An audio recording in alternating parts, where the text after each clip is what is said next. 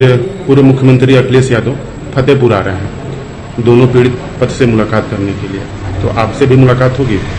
हम उनसे मुलाकात नहीं करना चाहते हैं। हम उनसे मुलाकात नहीं करना चाहते हैं। मुलाकात नहीं करना चाहते हैं। हम उनसे मुलाकात नहीं करना चाहते हैं। यूपी के देवरिया के फतेहपुर गांव में 5 ब्राह्मणों और प्रेमचंद यादव की हत्या के बाद अखिलेश यादव दोनों पीड़ित परिवार से मिलने का प्रोग्राम बनाते हैं और इसके बाद दोनों परिवारों का बयान सामने आता है। पहले प्रेमचंद यादव की बेटी का बयान सामने आता है कि अखिलेश यादव आए और उन्हें न्याय दिलाए।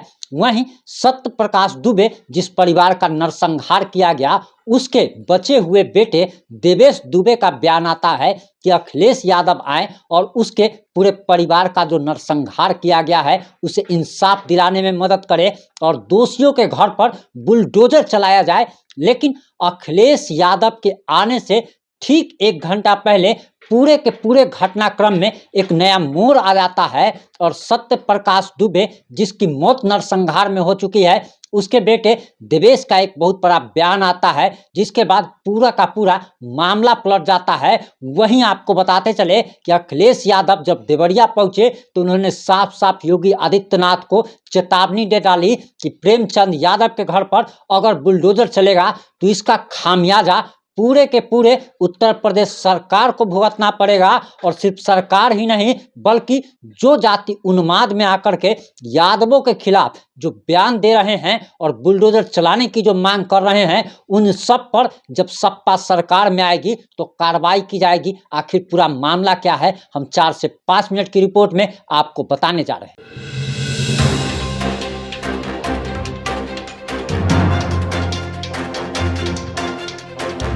नमस्कार, मैं प्रिंस कुमार सिंह और आप देख रहे हैं पॉजिटिव इंडिया। अगर अभी तक आपने चैनल को सब्सक्राइब नहीं किया है तो खबरों से अपडेट रहने के लिए कृपया चैनल को सब्सक्राइब कर लीजिए और जो लोग ऑलरेडी कर चुके हैं उन तमाम लोग को सहृदय धन्यवाद। आपको बताते चले कि 2 अक्टूबर को 5 ब्राह्मणों का नरसंहार कर दिया जाता है, लेकिन उससे पहले प्रेमचंद यादव की हत्या हो जाती है और इसी हत्या का बदला लेने के लिए और आरोप लगाया जाता है कि ब्राह्मण परिवार ने ही प्रेमचंद यादव की हत्या की है। और उसके बाद यादव समाज के लोग आगे आते हैं और जा करके 5 ब्राह्मणों का नरसंहार कर दिया जाता है। यह घटना 2 अक्टूबर की है और आज 15 दिन बीत जाने के बावजूद और 8 से 10 दिन जमीन की पैमाइश होने के बावजूद, लाल घेरा लगने के बावजूद भी बुलडोजर नहीं चल पाया है। आपको बताते चले कि इसका आखिर कारण क्या है वो भी हम आपको बताएंगे, लेकिन उससे पहले आपको बताते चले कि समाजवादी पार्टी के अध्यक्ष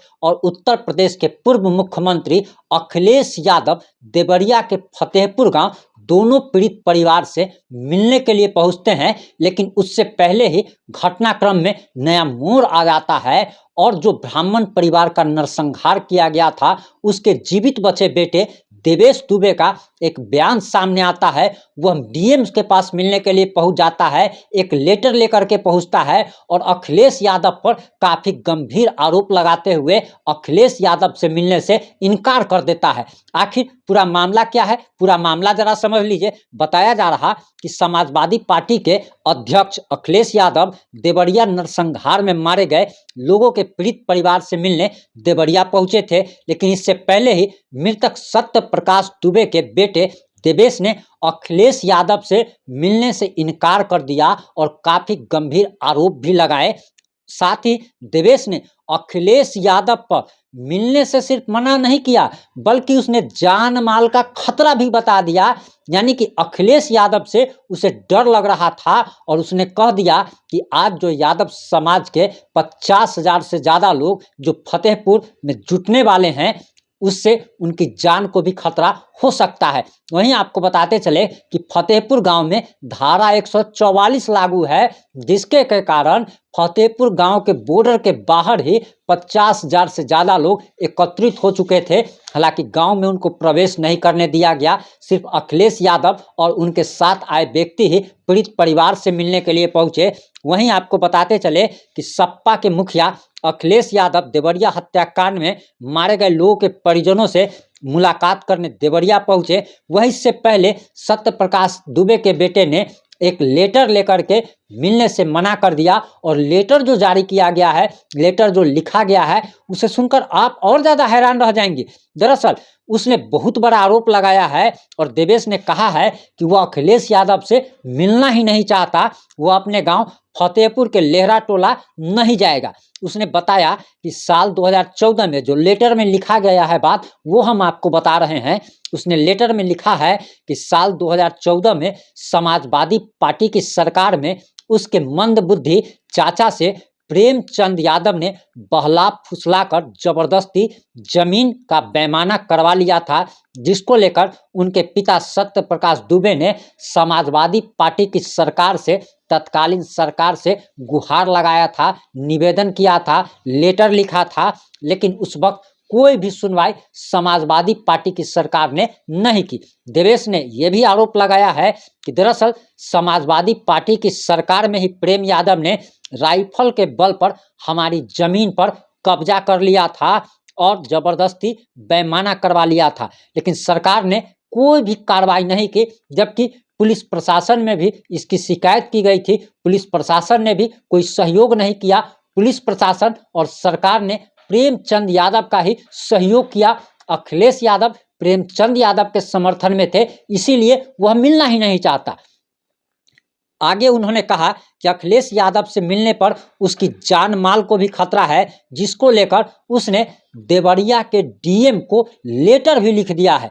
वहीं आपको बताते चले कि अखिलेश यादव सबसे पहले सत्य प्रकाश दुबे के उसी घर में गए जहां पर 5 ब्राह्मणों का नरसंहार कर दिया था। वहां पर 5 नरसंहार में मारे गए 5 लोगों के चित्र पर अखिलेश यादव ने माल्यार्पण किया। उस जगह को भी देखा जहां पर नरसंहार की घटना को अंजाम दिया गया था। और इसके बाद अखिलेश यादव अपने दलबल के साथ प्रेमचंद यादव के घर पर पहुंचे, जहां पर प्रेमचंद यादव की बेटी ने अखिलेश यादव से न्याय दिलाने में मदद की गुहार लगाई। अखिलेश यादव ने भरोसा भी दिलाया है कि उन्हें न्याय मिलेगा। वहीं बुलडोजर चलने की बात पर अखिलेश यादव आग बबूला हो गए और उन्होंने कह दिया कि किसकी हिम्मत है, किस सरकार की औकात है, किस सरकार की हैसियत है जो प्रेमचंद यादव के घर पर बुलडोजर चला देगा, और जो बुलडोजर चलाएगा उसे खामियाजा भुगतना पड़ेगा। अखिलेश यादव इससे पहले भी एक बात कह चुके हैं। उन्होंने अधिकारियों को धमकी दिया था और कहा था कि सरकार बदलती रहती है, जब हम सरकार में आएंगे तो उन अधिकारियों की एक लिस्ट बनाई जा रही है जिनके खिलाफ कार्रवाई की जाएगी।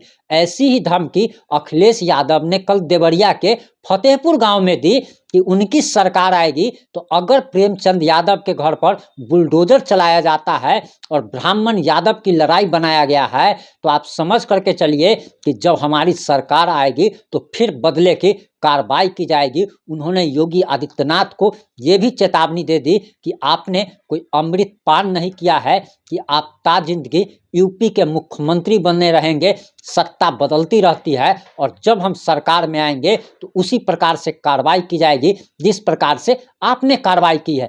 आपको बताते चले कि यादव समाज के लोगों का कहना है कि प्रेमचंद यादव की हत्या की गई, जिसके बाद 5 ब्राह्मणों का नरसंहार किया गया। इसीलिए 5 ब्राह्मणों के नरसंहार पर कोई ज़्यादा हाय तौबा नहीं मचानी चाहिए। लेकिन आपको बताते चले कि अभी तक ये बात साबित नहीं हो पाई है या इसका कोई सबूत नहीं मिल पाया है कि दरअसल प्रेमचंद यादव की हत्या में सत्य प्रकाश दुबे के परिवार का कोई हाथ था। और सबसे बड़ी बात तो ये है कि अगर आपको कोई मारता है या आपके परिवार के किसी व्यक्ति का अगर हत्या अगर हो जाता है तो आपको पुलिस प्रशासन के पास जाना चाहिए, ना कि कानून अपने हाथ में लेनी चाहिए। ये तो वही बात हो गई कि महात्मा गांधी ने कहा था कि अगर एक आंख के बदले दूसरा आंख लेने की प्रथा अगर चल पड़े तो पूरा का पूरा देश जो है वो अंधों से भर जाएगा। वही बात यहाँ पे हो रही है।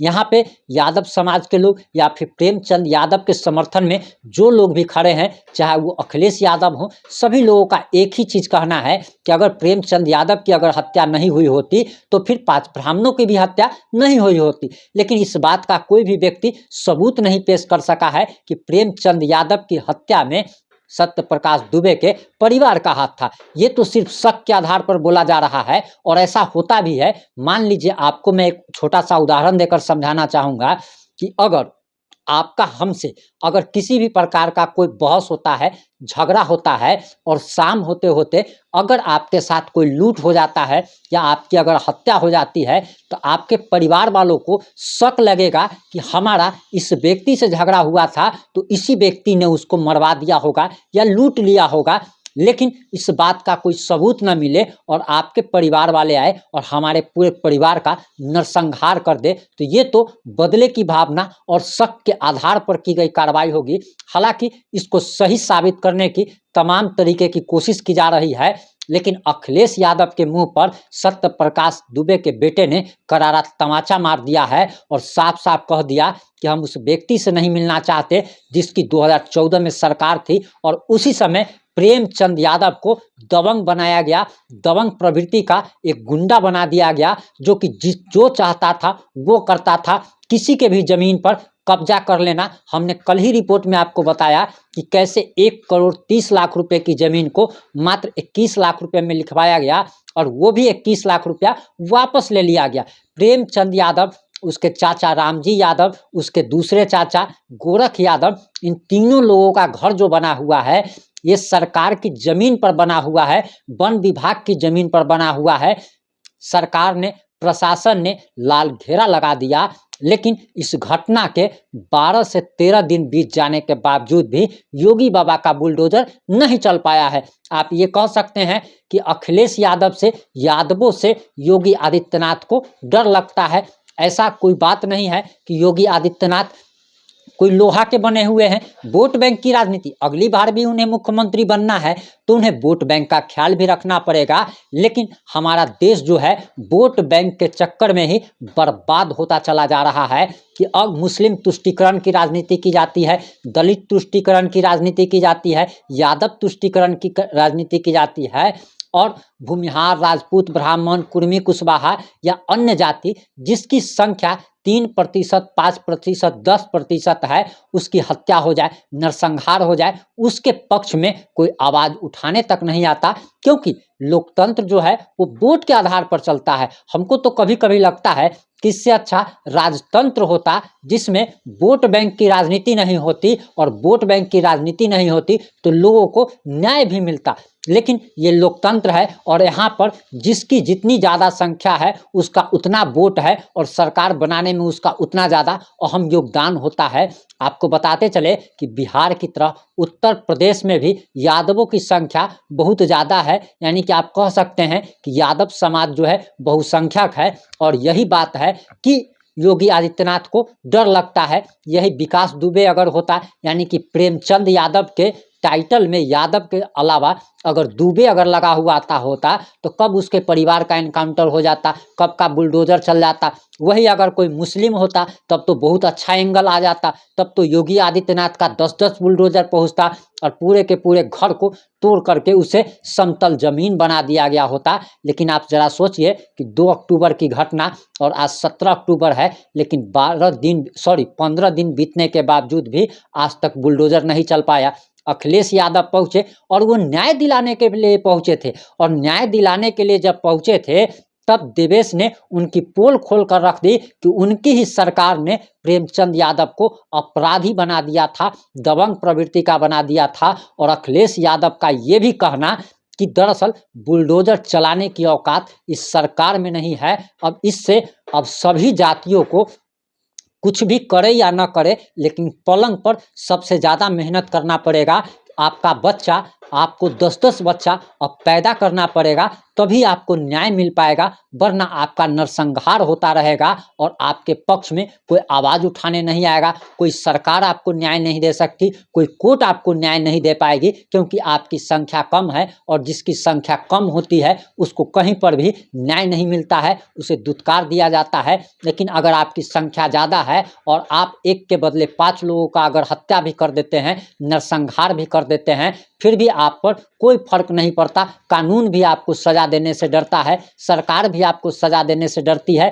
चाहे आप सरकारी जमीन को कब्जा कर लीजिए या आप कितना भी बड़ा गुंडागर्दी कीजिए, रंगदारी कीजिए, सरकार को भी डर लगता है। और यही लोकतंत्र की ताकत है कि लोकतंत्र में जिसकी जितनी ज़्यादा संख्या है उसी का राज चलता है, यानी कि जिसकी लाठी उसकी भैंस। इस मामले पर आपकी क्या प्रतिक्रिया है, आप अपनी प्रतिक्रिया देना ना भूलें। जुड़े रहें हमारे साथ। जय हिंद, जय भारत, जय जय बिहार।